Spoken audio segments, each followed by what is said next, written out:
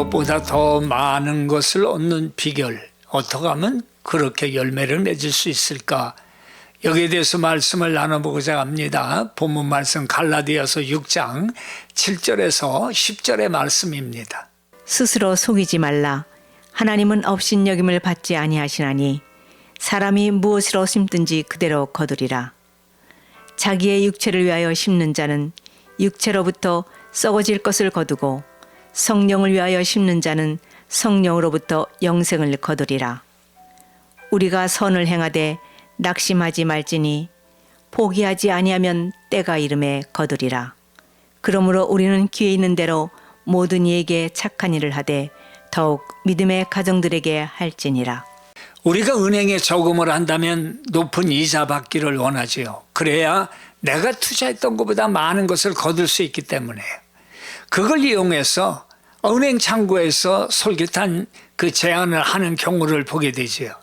불확실한 것에 확신하면서 투자를 권유하고 결국 잘못되면 예금자의 손실로 마감을 해서 어디다 하소연할 수 없는 억울한 소식을 듣기도 합니다. 어쩌면 우리의 욕심을 자극하는 것들에 대해서 절제할 수 없는 우리 인간의 한계라는 것, 그것을 보여준다는 거지요. 그렇다고 손실이 두려워서 가만히 있는 것도 그렇지 않습니까? 돈 문제뿐만이 아니라 우리가 사는 사회도 그렇다는 거예요. 앞으로 다가올 손해 때문에 우리가 아무것도 안 하고 가만히 있었다면은 세상은 아마 모든 면에서 발전하지 못하고 그저 먹고 살기에 급급한 농경사회로 아마 지금도 살아가고 있었을 거예요. 미국의 윌리엄 제임스라는 사람은 우리가 사는 사회를 두 가지로 나눴어요. 하강사회, 상승사회 이랬어요. 뭐 하향평준화, 상향평준화 이렇게 말할 수도 있을 거예요. 하강사회라 하는 그 특징을 보니까 내가 왜 그 일을 하느냐 이렇게 말을 하는 게 하향사회. 그 반대로 상승사회라는 건 내가 하지 않으면 안 된다 이렇게 생각하고 위험을 무릅쓰고 도전을 한다는 거예요. 그래서 실패를 통해서도 발전을 해나갈 수가 있게 된다는 겁니다. 이건 사업이나 학업이나 스타트업이나 연구나 신앙적인 면이나 선한 일을 할 때나 모든 면에 적용이 된다는 거예요. 미국의 에커드 드록이라는 약국이 있었대요. 잭 에커드라는 사람이 시작을 한 건데 이분이 어느 날 이제 교회에 가서 설교를 들어요. 그날 말씀이 너는 세상의 빛과 소금이다 하는 그런 말씀이에요. 집에 오면서 고민이 돼요. 왜냐하면 그의 드럭스토어에서는 외설 잡지인 플레이보이, 펜트하우스 이런 잡지를 갖다 놓고는 $300만 이상의 부수입을 올릴 수 있었거든요. 고민 끝에 이분이 결단을 내립니다. 매장에서 그 잡지를 다 치워버리도록 결단을 내려요. 그러자 각 점장들이 이러면 망한다고 항의했지만 그대로 하늘나라 상승사회로 가기로 마음을 먹고 실행을 해요. 망했을까요? 안 해요. 반대로 1700개의 전국 매장으로 늘게 되었다는 거예요. 내가 왜? 이게 아니라 내가 아니면 안 된다. 나부터 해보자. 이렇게 실행을 하자 조금이나마 밝은 사회가 되고 생각보다 더 좋은 결과를 얻게 되었다는 거예요. 욥기 8장 7절의 말씀 한번 보세요. 내 시작은 미약하였으나 내 나중은 심히 장대하리라. 지금 당장은 손해보는 것 같으나 나중에는 선한 일에 부족함이 없는 축복을 부어주셨다라는 것입니다. 더 좋은 것을 얻기 위해서는 우리가 알아야 할 그 법칙들이 있어요. 그건 심고 거두는 법칙이라는 거예요. 이게 가장 기본적인 거 아니에요? 아무것도 하지 않고 열매를 따려 한다는 것은 정말 어리석은 거지요. 구원 이후의 삶도 마찬가지예요. 자, 구원은 내 노력 없이 하나님의 일방적인 선택으로 주신 은혜예요. 그리고 구원을 위해서 우리가 할 수 있는 것은 아무것도 없어요. 믿음으로 받아들이는 것 그것뿐이에요. 그런데 구원 이후에 예수님 믿었다고 영적인 성장과 거룩함이 자동적으로 이루어지는 것은 아니지 않습니까? 우리의 노력이 필요한 영역이 있다는 거예요.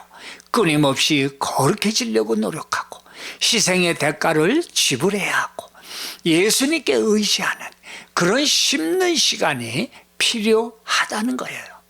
오늘 바울은 갈라디아서 마무리해서 우리가 행해야 할 일들 세 가지를 말씀하고 있어요. 첫째는 범죄한 성도들을 바로 잡아주라. 둘째는 짐을 서로 지라고 말씀해요.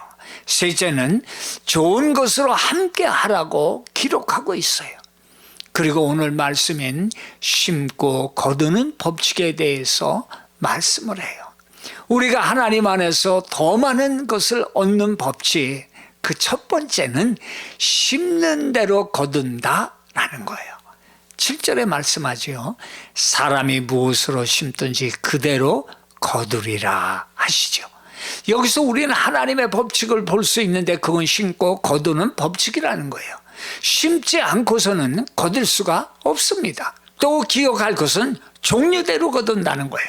콩을 심으면 콩을 거두게 돼 있어요. 옥수수를 심으면 옥수수를 거두는 거 아닙니까? 다 아는 거 아니에요. 심지 않으면 거둘 수가 없다는 거예요. 심지 않고 거두기를 바라는 사람이 많아진다면 다 가난해지는 거예요. 심지 않고 거두려고만 하면 사기꾼만 많아져요.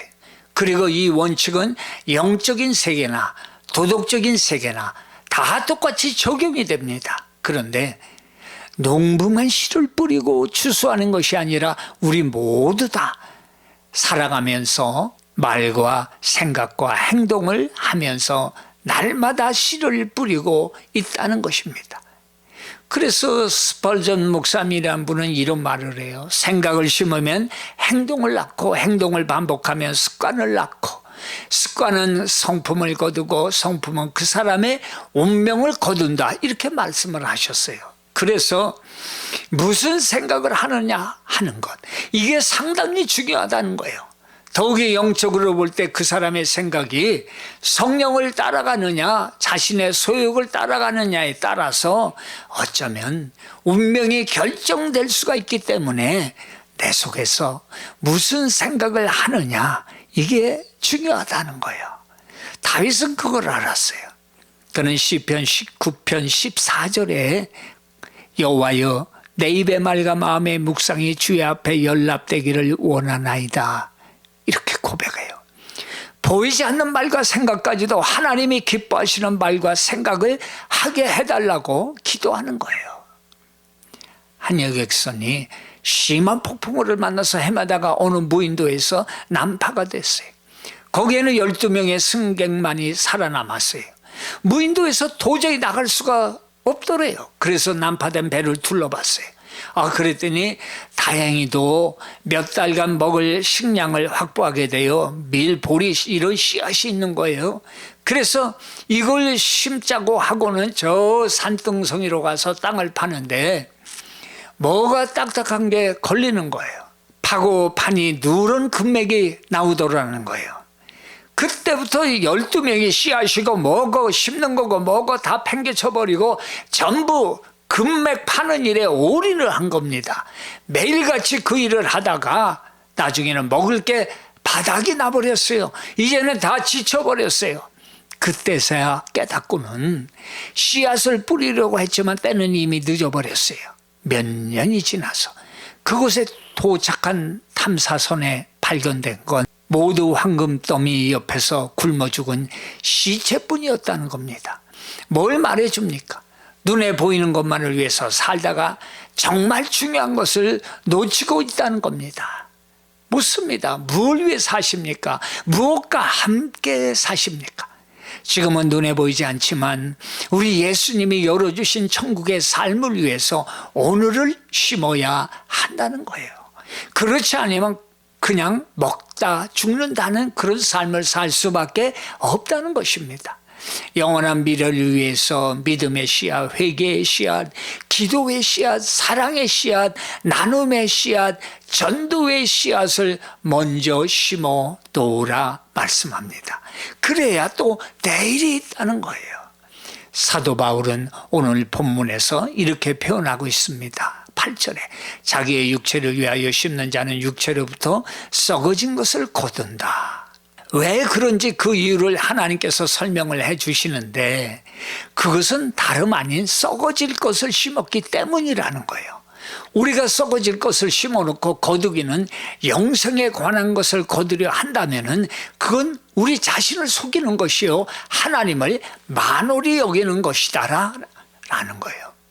우리가 심는 것에 따라서 그대로 거두게 되어 있는 거예요.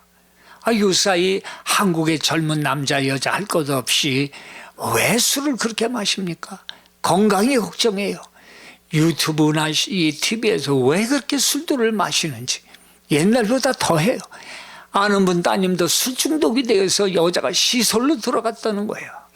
술을 심으면 알코올 중독으로 심장마비로 인생을 마감하게 됩니다. 담배를 즐기면 폐암이라는 열매를 얻게 됩니다. 원수를 많이 맺으면 인생을 마감할 때에 외톨이라는 열매를 얻게 됩니다. 투기를 즐기던 사람 인생을 빈소리로 마감하게 된다는 겁니다. 기억하시기 바랍니다. 인생은 한 번뿐이라는 거 말해요. 그래서 바울은 갈라디아서 5장 24절에 그리스도 예수의 사람들은 육체와 함께 그 정과 욕심을 십자가에 못 박아라 말씀하잖아요. 성령을 위하여 심는 자는 성령으로부터 영생을 거두리라. 영생은 영원히 사는 생명을 말씀합니다. 우리는 하나님의 나라를 유업으로 받았습니다. 이 땅에서도 성령의 인도를 받습니다. 성령의 인도를 받으면 성령의 열매를 맺게 되는 거예요. 성령의 9가지 열매를 3가지로 요약하면 사랑과 인내와 충성입니다. 우리는 예수님과 함께 십자가에서 죽은 사람들이에요. 그 후의 삶은 성령님과 함께 사는 새 생명의 삶이라는 것을 믿으시기를 바랍니다. 히브리서 9장 27절 이하의 말씀에 한 번 죽는 것은 사람에게 정하신 것이요 그 후에는 심판이 있으리라. 이와 같이 그리스도도 많은 사람의 죄를 담당하시려고 단번에 들이신 바 되셨고 구원에 이르게 하기 위하여 죄와 상관없이 자기를 바라는 자들에게 2번째 나타나시리라 말씀하시는 것입니다. 구약의 성도 오실 예수님을 바라보며 피의 제사를 드렸어요. 그러나 우리는 이제 믿음으로 구원받고 살아서는 다시 오실 예수님을 바라보며 선한 일로 심고 믿음으로 사는 것인 줄 믿으시기를 바랍니다. 자, 하나님의 추수법 즉 2번째는 심은 것보다 거두기는 훨씬 더 많은 것을 거둔다라는 거예요. 자, 여기에는 몇 가지 법칙이 있어요. 첫째가 종류의 법칙. 말씀드린 대로 무엇이든지 심은 대로 거둔다라는 거예요. 찬양을 심으면 즐거움이 와요. 기도를 심으면 능력이 와요. 믿음을 심으면 영생이 와요. 감사를 심으면 축복이 온다는 거예요. 둘째는 양의 법칙이에요.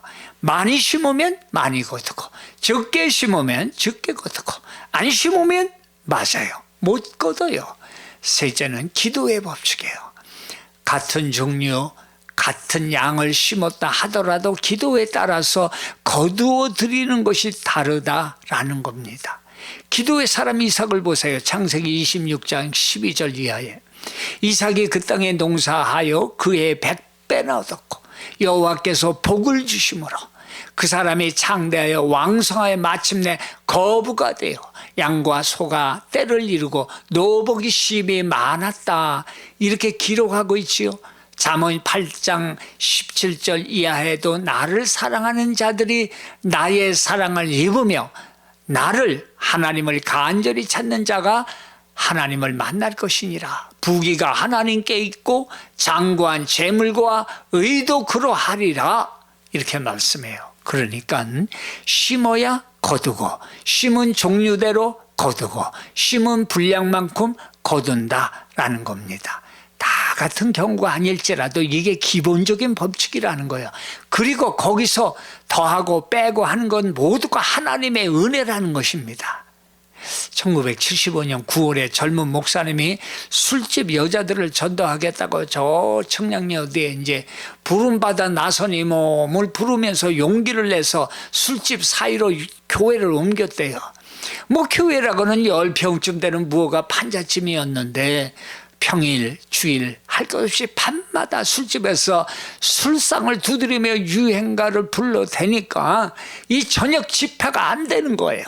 그래도 전도하면서 교회를 위해서 기도하는데 몇 년이 지나도 한 열매밖에는 거둘 수가 없었다는 거예요. 그래서 고민하다가 금식 기도원에 올라갔어요. 며칠인가를 기도하고 내려오는데 한 젊은 여인이 길을 묻더래요. 장인은 오스트리아 비엔나에서 온 간호원인데 대방동에 사는 친척분을 전도하러 가는데 길을 모르니 안내 좀 해달라는 거예요. 그래서 그러자고 같이 주소를 찾아서 가봤더니 그분이 이사를 가고 없는 거예요. 그래도 자기 교회를 구경하고 싶다고 해서 술집 옆에 그 판자 교회로 모시고 왔더니 깜짝 놀라더니 아니 어떻게 목사님 여기서 예배를 드리세요? 그러고는 비엔나로 돌아가 버렸어요. 가서는 그 당시 150만 원을 보내왔더래요. 당시 그 집안 책값인데 그리고 편지에 쓰기를 결혼 준비 자금으로 모아놓은 돈을 보냅니다. 부디 많은 영혼 구원하세요. 그래서 교회를 옮기고 더 큰 전도의 열매를 맺을 수가 있었다는 거예요. 심은 것은 술집 여자 전도라는 마음을 심고 들어갔는데 하나님이 저 큰 열매를 맺게 하셨다는 겁니다. 마태복음 13장에도 보면은 천국은 마치 겨자씨 한 알 같으니 사람이 그것을 심어 자라서 나무가 되면 그곳에 많은 새들이 와서 거하느니라. 그렇지요. 겨자씨 불면 날아가는 씨예요. 그러나 이 작은 겨자씨를 심으면 어느 날 싹이 나고 잎이 나고 자라서 큰 나무가 된다는 거예요. 이렇게 큰 나무가 돼버리면 새들이 와서 그것에 보금자리를 들고 쉼을 얻는다 하는 말씀이에요. 우리의 마음밭에, 자녀의 마음밭에 작은 것 같지만 생명의 씨인 복음을 심으면 훗날 그 작은 열매를 그대로 거두는 것이 아니라 하나님의 축복으로 몇십 몇백 배의 열매를 거두게 되며 큰 나무로 자라서 그 사람으로 인해서 많은 사람들이 쉼과 안식의 복을 누리게 될 것이다 말씀해 주시는 거예요. 에베소 3장 20절 우리 가운데 역사하시는 능력대로 우리가 구하거나 생각하는 모든 것에 더 넘치도록 능히 하실 이에게 이렇게 말씀하지요. 기억하시기 바랍니다. 구하거나 우리가 생각하는 모든 것에 더 넘치도록 하시는 하나님이라는 것. 그래서 복음의 역사는 예수님도 말씀하시잖아요. 요한복음 14장 12절에 나를 믿는 자는 나의 하는 일을 저도 할 것이요 또한 이보다 큰 것도 하리니 이는 내가 아버지께로 감이니라. 기대하시기 바랍니다. 더 큰 일을. 그렇다면 여러분은 여러분의 인생에 무엇으로 심으시겠습니까? 하나님의 추수의 법칙 세 번째는 심은 다음 세월이 지난 후에 거둔다는 거예요. 9절 말씀이에요. 우리가 선을 행하되 낙심하지 말지니 피곤하지 아니하면 때가 이름에 거두리라. 이 말씀은 그 당시 상황을 보면 로마 그 핍박과 유대인들의 방해와 핍박으로 인해 복음을 전하는데 바울이 매우 어려움을 겪고 있었지요. 그때 성도들의 소망이라는 것은 주님이 다시 오마 하고 가셨으니 곧 오신다는 것이 소망이었다는 거죠. 마라나타. 그래서 항상 삶이 종말론적인 삶을 가졌어요. 지금도 그렇지 않겠어요? 주님이 곧 오신다면 아마도 여러분이나 저나 지금처럼 살지는 않으실 거란 말이에요. 그래서 주님을 기다리며 긴장하면서 선을 행하고 복음을 전하고 기대하는 마음으로 살지 않겠어요? 그들도 그렇게 기대하는 마음으로 살았는데 생각대로 기대하는 시간에 주님이 오시지를 않는 거예요. 그러니까 점점 선행과 믿음의 삶이 느슨해지기 시작하는 거예요. 그걸 말씀하시는 거예요. 때가 이르는 날이 온다라는 거예요. 그런데 생각해 보세요. 내일 주님이 오신다고 오늘은 말씀대로 살고 늦게 오신다고 마음이 느슨해져서 마음대로 산다면 믿음과 선행이라는 것이 주님 오시는 시간에 따라서 달라져서야 되겠냐라는 겁니다. 오늘을 사는 우리도 마찬가지 아닙니까? 그래서 하나님은 우리가 선을 행하되 낙심하지 말라 이렇게 말씀하시는 거예요. 인내해야 한다는 겁니다. 그리고 좋은 봉사의 일, 복음 전하는 일, 남을 위한 삶을 살고자 하는 사람들에게 자주 찾아오는 게 있어요. 그게 낙심이라는 거지요. 이건 신앙이 오래되고 깊고와는 상관이 없다는 겁니다. 내가 한 선한 일이 오해받기도 하고 비난으로 돌아올 때도 있다는 거예요. 일을 앞에서 하다 보면 모든 사람들이 알아듣도록 다 설명할 수 없는 일이 얼마나 많아요. 그렇다고 그만두면 안 되고 인내하라는 거예요. 시편 126편 5절 이하의 눈물을 흘리며 씨를 뿌리는 자는 기쁨으로 거두리로다. 울며 씨를 뿌리러 나가는 자는 반드시 기쁨으로 그 곡식단을 가지고 돌아오리로다 말씀하죠. 19세기 말 영국에서 있었던 일인데 도시에 살던 한 손이 시골로 올라왔어요. 물가에서 놀다가 물에 빠져 익사 직전이 된 거예요. 수영을 할 줄 몰라 호적거리는데 동네 소년이 들어가서 구해줬어요. 너무 고맙다면서 부모가 신상에 대해 묻다가 이 애가 공부를 하고 싶다는 얘기를 듣고는 장학금을 주어서는 공부를 하게 해준 거예요. 공부를 잘해서는 나중에 의대를 졸업하고 의사가 돼요. 물에 빠져 죽을 뻔한 소년은 훗날에 영국을 구한 윈스턴 처칠 수상이 되었고, 처칠을 구한 소년은 페니실린을 발견하고 노벨 의학상을 받게 된 플레밍이 되었다라는 거예요. 그 후에 처칠이 과로로 폐렴에 걸리자 플레밍이 만든 페니실린 주사를 맞고 살아났어요. 그대로 건강을 회복해서 20년을 더 살았다는 거예요. 처칠은 은퇴 후에 글을 쓰고 1953년에 노벨 문학상을 수상하게 되는 영광을 누리게 됩니다. 선한 것으로 심어 그 열매를 얻게 되었는데 일생을 통해서 서로에게 주어지는 살리는 일이 되었다는 겁니다. 이같이 좋은 것으로 심는 건 조건이 있는 게 아니라는 거예요. 그러면 내가 알지 못하는 열매를 언젠가는 거두게 된다라는 것입니다. 자, 그러면 우리는 뭘 심어야 할까요? 우리는 심어야 할 게 있어요. 첫째가 복음이에요. 복음이 뭐예요?